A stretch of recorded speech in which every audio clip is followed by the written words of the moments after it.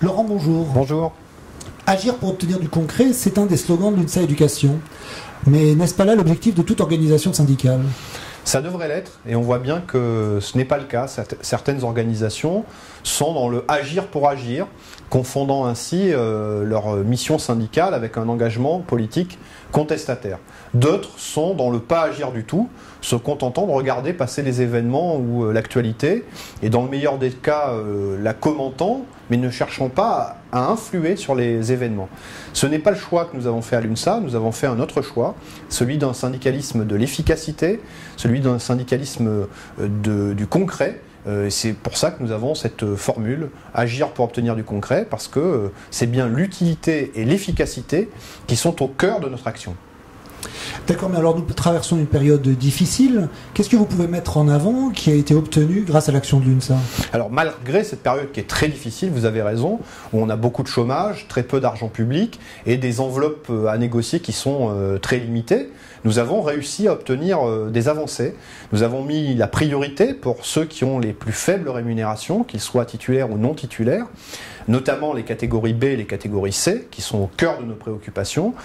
Nous avons obtenu pour eux du concret qui se voit sur la fiche de paye, et les avancées, aussi minces soient-elles, sont des avancées tangibles, ce qui ne nous empêche pas de revendiquer pour obtenir encore plus dans les mois et les années qui viennent. Deuxième aspect, nous avons obtenu la conclusion de protocoles catégoriels permettant des discussions sur les métiers dans plusieurs ministères et qui ont là aussi permis des avancées que chacun peut vérifier. Ces avancées, pour nous, doivent être mises sur le thème de l'équité, notamment l'équité entre les traitements des uns et des autres dans les différentes indemnités quand on fait le même métier. C'est voilà quelques exemples de ce que l'UNSA a pu obtenir ces derniers temps. Donc pour le concret, je vois, mais vous parlez aussi de faire le choix d'un combat positif. Qu'est-ce que vous mettez derrière ce slogan ? Alors, combat positif simplement parce qu'il y a des choses qui bloquent et pour lesquelles il faut créer des rapports de force, ce qu'on appelle le combat. Et dans une période où les choses sont dures, ça ne sert à rien d'avoir des revendications qu'on est sûr de ne pas obtenir ou des revendications qui sont complètement illusoires.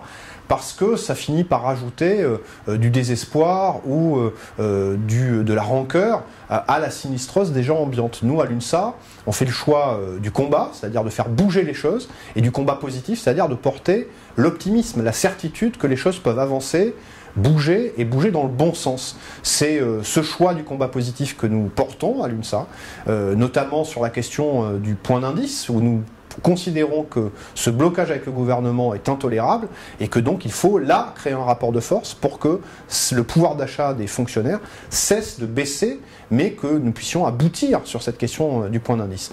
Pour le reste, ce combat positif, nous le portons avec toutes celles et tous ceux qui nous font confiance, qui pensent que l'UNSA c'est un atout décisif, et nous les invitons d'ailleurs à traduire cette confiance dans le vote UNSA pour les élections, dans ce vote pour le choix du combat positif. Laurent, je vous remercie.